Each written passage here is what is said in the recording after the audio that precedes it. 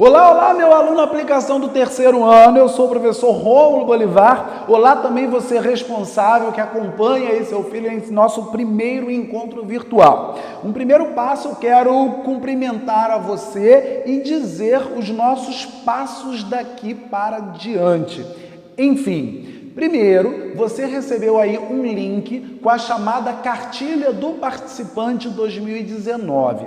Você terá 2 aulas de meia hora, 2 aulas teóricas por semana e em vídeo, naturalmente, e vai acompanhar essa aula comigo de redação a partir dessa cartilha do participante. Professor, mas eu vou fazer o Enem 2020 e a cartilha de 2019. Sim, todas as apostilas, todos os livros que são produzidos para a redação de 2020 se baseiam no que foi publicado por último pelo INEP. E essa publicação é do INEP e está disponível para o acesso de quem quiser. Nós, portanto, vamos nos apoiar nesta cartilha oficial. Segundo, a nossa aula, as nossas atividades semanais não se resumem a essas 2 aulas teóricas. Para além disso, você vai receber semanalmente uma proposta de intervenção, aliás, uma proposta de redação para você produzir o seu texto com proposta de intervenção também. E para além desta proposta de redação, você receberá ainda um podcast com um áudio comentando possibilidades de abordagem do texto e por aí vai. Convém lembrar que essas atividades não se excluem em redação. Na minha aula teórica eu não vou me aprofundar no tema e no podcast, enfim, gravado, eu não vou ler os textos de apoio, eu vou acrescentar possibilidades de abordagem. Por isso, é indispensável que você se mantenha a par de todo esse conteúdo disponibilizado. Estamos juntos? Enfim, vamos começar então a nossa discussão.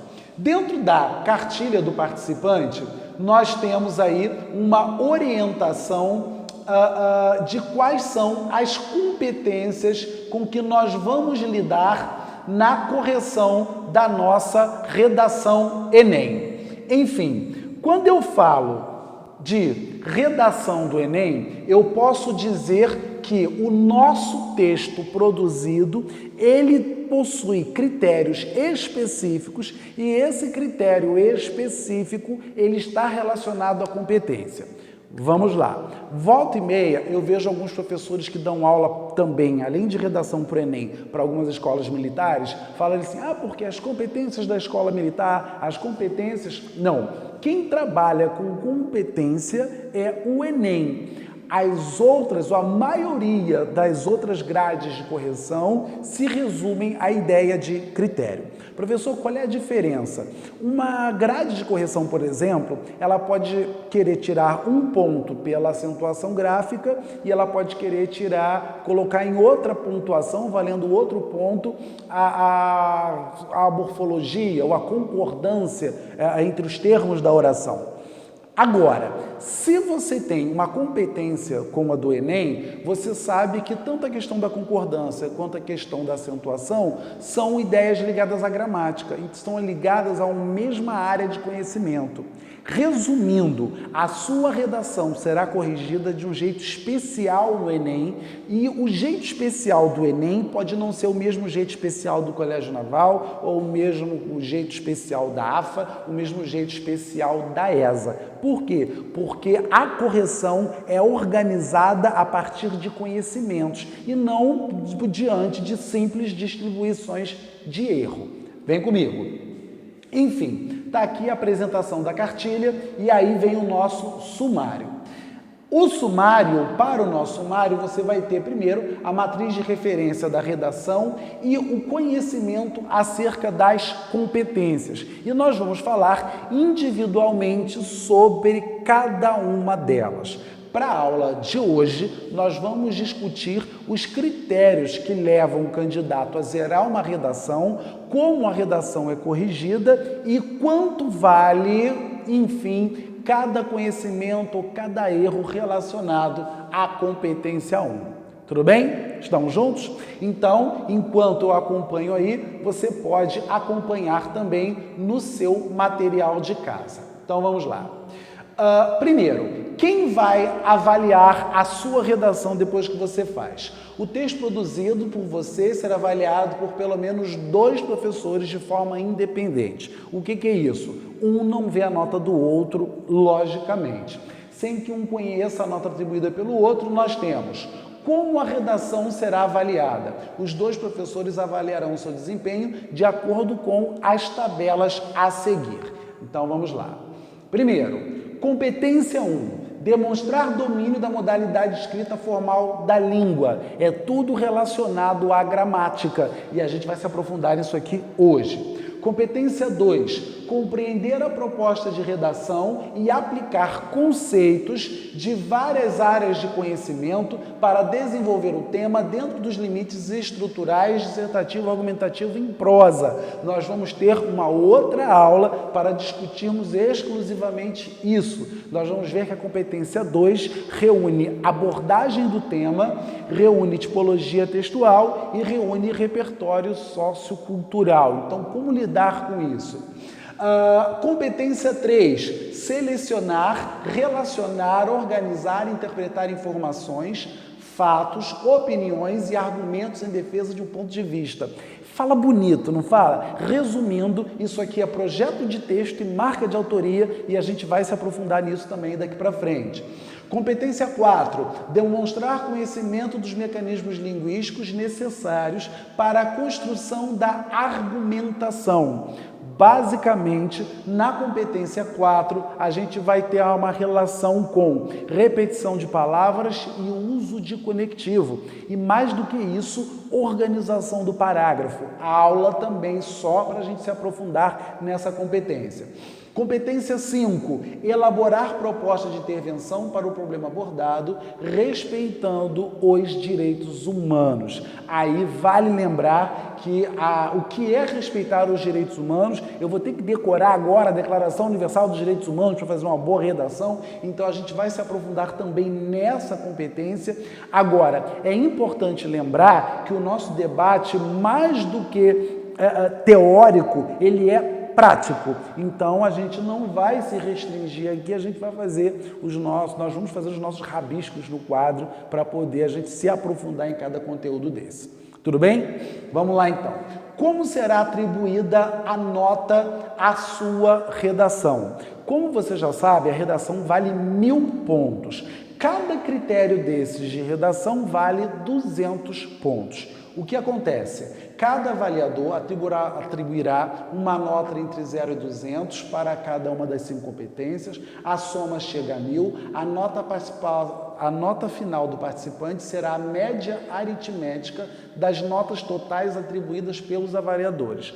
Ou seja, a sua redação vai passar por 2 pessoas e a nota final é a sua nota individual com cada um deles, dividida por 2. A não ser que a sua redação entre em discrepância. Professor, como assim? O que é considerado discrepância? Considera-se discrepância quando as notas atribuídas pelos avaliadores diferirem no total por mais de 100 pontos ou obtiverem diferença superior a 80 pontos em qualquer uma das competências. Professor, não entendi. Na banca, existem 2 tipos de discrepância. A discrepância horizontal e a discrepância vertical. Deixe-me ir ao quadro para poder, enfim, eu mostrar isso aqui com você. Então, estou lá. Competência 1, 2, 3, 4, 5 de um corretor. 1, 2, 3, 4, 5 de outro corretor.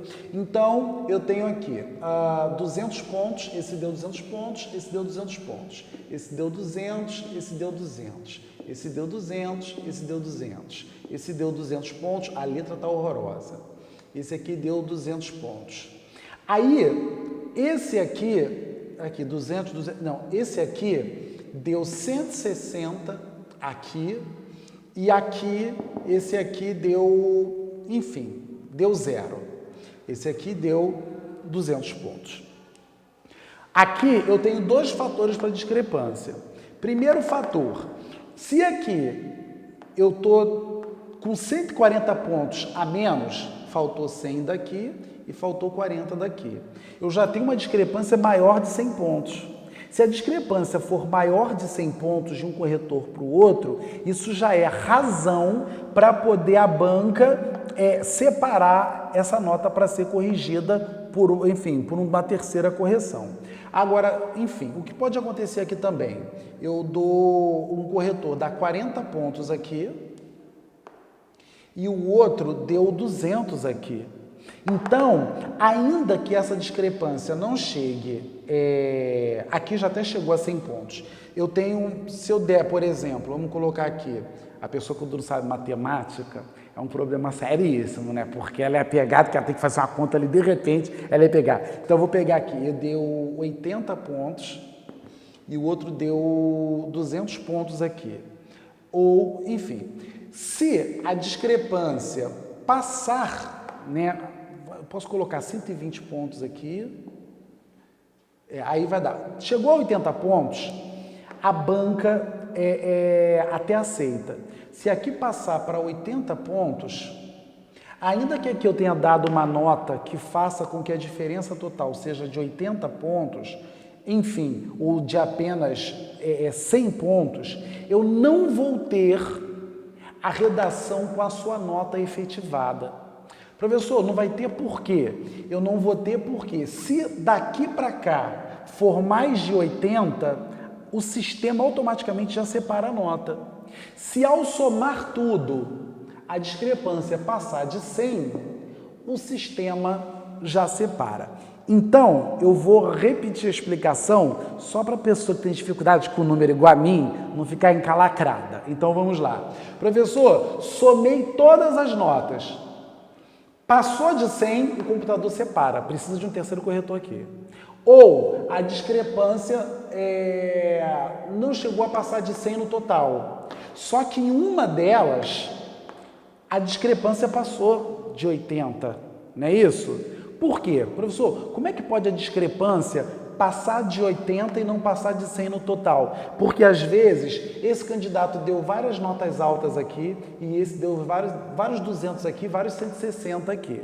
Então, você não tem uma discrepância muito gritante. Mas só numa competência única, essa diferença passa de 80 pontos. Aí o sistema também separa a nota. Estamos entendidos? Então, voltando para cá. Se na correção se na correção vertical você tiver um numeral de 100 pontos no máximo, a nota é só dividida. Se a diferença for superior a 80 pontos, a gente vai ter também essa nota precisando de um novo corretor. Qual a solução para o caso de haver discrepância nas duas avaliações iniciais? E aí, eu vou ter que... Dá para rodar aqui? Dá, olha, que eu já estou aprendendo. Deixa eu fazer aqui o toque. Pronto. Eu estou... Batalha espiritual travada e vencida. Eu com esse quadro, mas eu vencerei. Enfim, qual o caso de haver discrepância entre as avaliações iniciais? Vamos lá, a redação será avaliada de forma independente por um terceiro avaliador. Isso aqui é uma novidade, você precisa entender isso. E por que isso aqui é uma novidade? Porque antigamente a avaliação do terceiro corretor não era independente. Como assim? A redação passou por 2 corretores. Se houve discrepância, ia para um terceiro corretor que via a nota daqueles 2 e concordava com um deles. Atualmente não é mais assim. Atualmente, o terceiro corretor ele não vê a nota lançada pelos anteriores. Qual é a consequência disso? A consequência disso é que a gente tem uma justiça maior no senso de correção e se discrepar o terceiro vai para o quarto e por aí vai.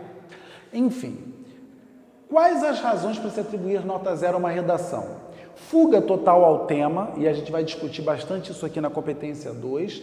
Não obediência à estrutura dissertativa ou argumentativa, geralmente o aluno que conta muita história na hora da redação e ele se confunde. Por quê? Porque no primeiro ano você estuda muito texto narrativo. No segundo ano, mistura um pouco narrativo, um pouco, enfim. Só que desde que a gente está na escola, as pessoas nos mandam contar historinha, enredo, personagens. Se chegar com esse pensamento na hora da prova do Enem, o bicho pega. Então, Enem é defesa e comprovação de ponto de vista. Continuando aí. Extensão total de até 7 linhas. Se você fizer uma redação pequena de apenas 7 linhas, a sua redação é zerada por texto insuficiente. Cópia integral de textos da prova de redação ou do caderno de questões. Olha só, muitas pessoas falam diferente disso na internet. Você não tem que acreditar nem em mim nem na internet, você tem que acreditar no manual do candidato. Tem aluno que fala assim, professor, se eu não copiar nada do meu texto motivador, mas se eu copiar ali das questões, no meio da questão que está lá no final da prova, apareceu uma citação que eu possa usar na minha redação. Querido, os corretores estudam tudo que é possível de ser usado na sua redação dentro das questões também. Então, você perde ponto. Aliás, você deixa de ganhar ponto igualmente colando de caderno de questões ou colando dos textos de apoio. Estamos entendidos? Impropérios, quer dizer, palavras de baixo calão, palavrão, desenhos e outras formas propositais de anulação em qualquer parte da folha de redação. Então, cuidado, porque tem candidato que tem mania de escrever, em vez de colocar um pingo no i, colocar uma bolinha. Se a banca cismar que aquela bolinha é uma florzinha ou um coraçãozinho, você zera a sua redação com uma brincadeira dessas. Então, tem que tomar cuidado. Números ou sinais gráficos fora do texto e sem função clara, então a pessoa fez a redação toda, chega lá embaixo, coloca um número 1554, 358, uma carreira de números. Então, enfim, se você se distraiu, colocar aquilo pode atrapalhar e zera muitas redações.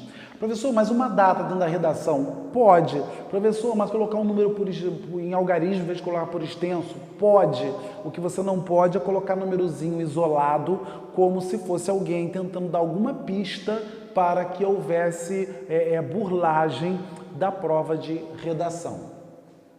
Números ou sinais gráficos fora do texto sem função clara, parte deliberadamente desconectada do tema proposto. Por que isso aqui existe? Isso aqui existe porque a banca, presta muito bem atenção, antigamente corrigia a redação assim, olha, pega o texto do aluno, orientação dos corretores, e aproveita tudo que ele falou de bom em relação ao tema, a defesa dele, se por um acaso ele teve algum problema, algum momento ele até fugiu do tema, mas ele voltou depois, você considera os passos que ele deu em direção ao positivo, em direção ao tema.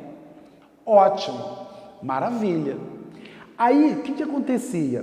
Alguns candidatos faziam a redação inteira, às vezes eles se perdiam um pouquinho ali no meio, mas voltavam para o trilho. A redação, né, a correção naturalmente ia lá, pescava tudo de bom e de interessante e a partir desse bom do interessante dava uma nota positiva para o candidato.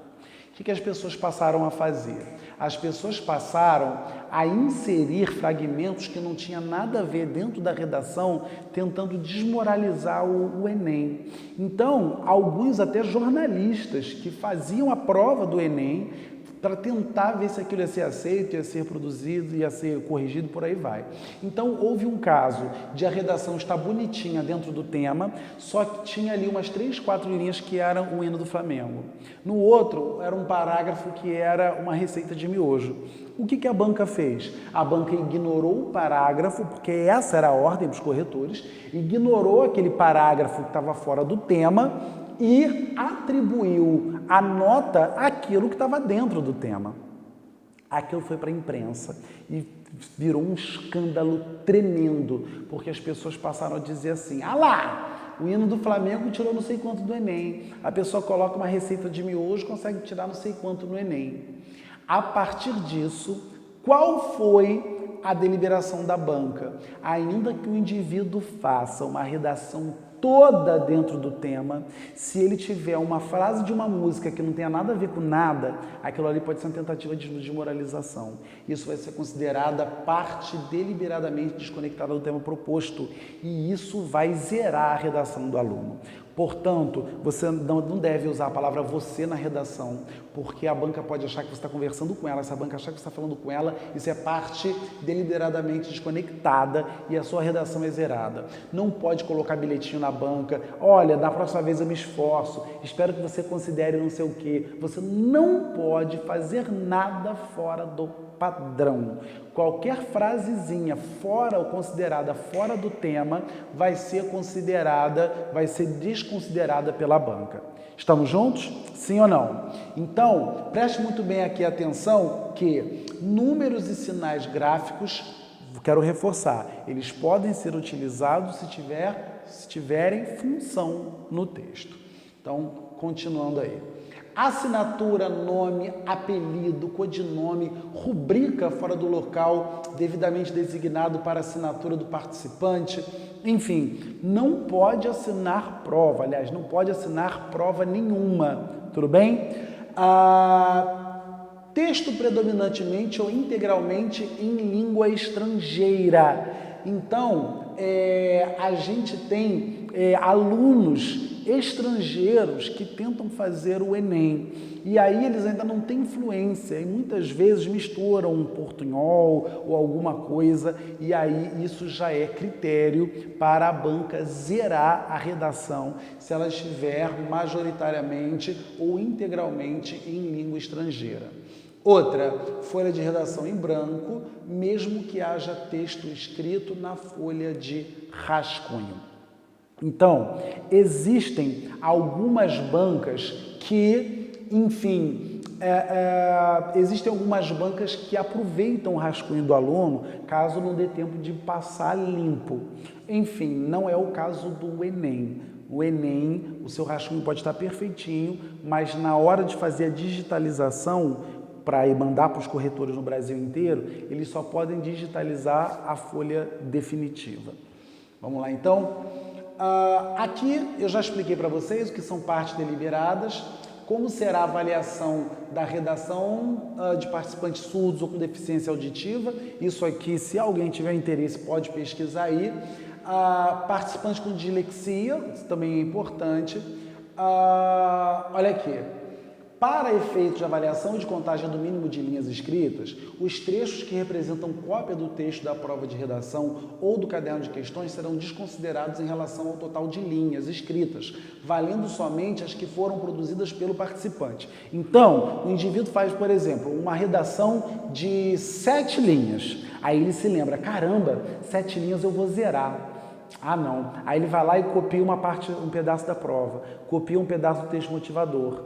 Essa parte da cópia, preste atenção, se a cópia for o texto inteiro, cópia, você zera, mas se a cópia for só um pedacinho, ela é desconsiderada. Se quando a banca desconsidera essa cópia, você tiver 7 linhas ou menos, você zera por texto insuficiente.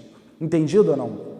Isso é importante os corretores também entenderem, porque às vezes o corretor vê uma cópia ali, eu vou zerar a redação por cópia ou por texto suficiente. Se for um texto quase todo copiado, ele zera por cópia. Se for só um pedaço pequeno e tirando aquele pedaço não sobram 7 ou sobram apenas 7, aí ele vai ter, enfim, a redação zerada por texto insuficiente. Procure escrever sua redação com letra legível para evitar dúvidas no momento da avaliação. Redação com letra ilegível poderá não ser avaliada. Isso aqui é muito importante. Professor, o que o Enem fala sobre letra? Letra cursiva, letra de forma, letra... Não. Aqui nós temos o Enem dizendo apenas que a letra é legível. Qualquer tipo de letra cursiva, letra de imprensa, qualquer letra é aceita. É claro que você tem que distinguir bem maiúscula de minúscula, porque senão você perde ponto por questão gramatical e não por questão de tipo de letra.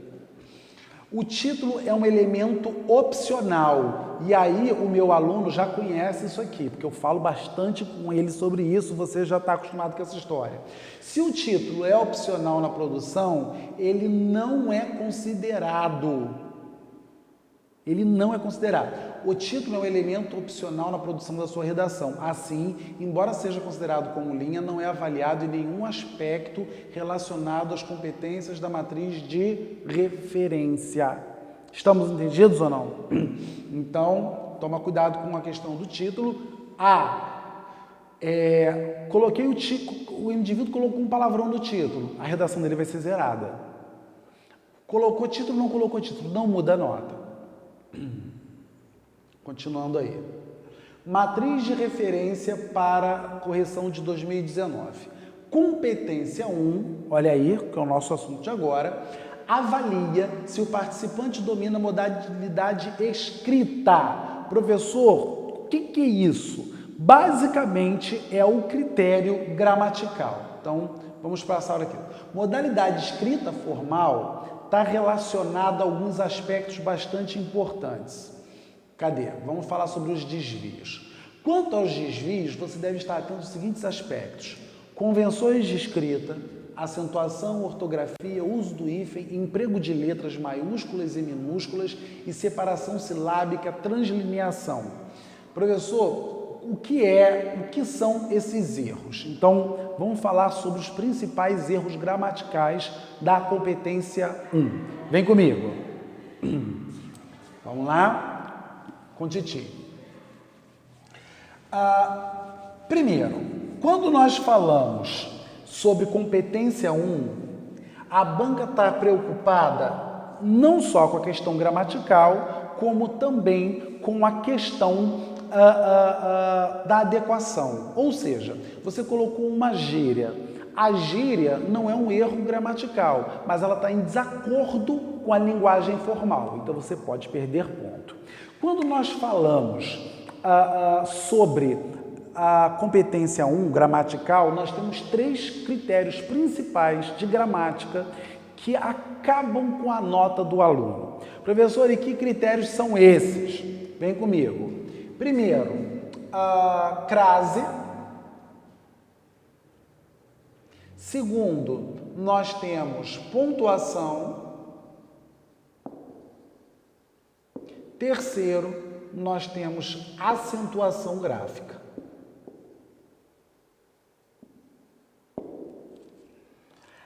Professor, você vai dar aula de crase agora? Não. A crase é com língua portuguesa. Mas preste atenção no seguinte: crase tira muito ponto de aluno? Tira. Professor, estatisticamente, qual é o problema maior da crase? O que as pessoas mais erram dentro de crase é o seguinte, vem comigo. A crase antes de palavra feminina, de palavra masculina,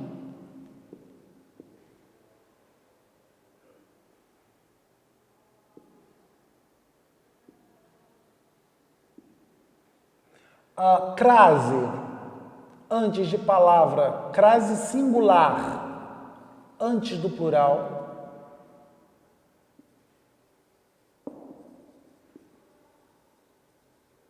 e crase antes de verbo. Presta atenção, titio. Você vai estudar crase bastante na vida, mas para agora, esses 3 critérios já salvam a sua vida em 80% dos casos. Então, a gente está em concurso, isso tem que estar claro. Então, vem comigo. Crase antes de palavra masculina. Então, ele já estou a ponto de fazer alguma coisa. Ele escreveu a lápis. Não tem crase, por ser instrumento e por ser palavra masculina. Ele viu isso a olho nu. A olho nu tem crase? Não, não tem. E por que é olho? Porque o olho é palavra masculina. Ela se referiu às amigas.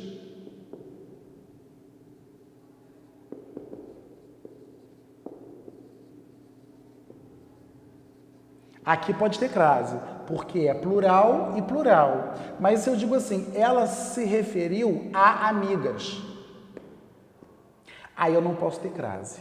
Professor, mas é certo dizer sim, ela sempre se refere a amigas. Então, se aqui for um A singular, eu não posso ter crase de palavra plural. Estamos juntos? Enfim, eu falei sobre a crase na palavra masculina, na palavra plural. Como a gente vai falar mais sobre esse assunto,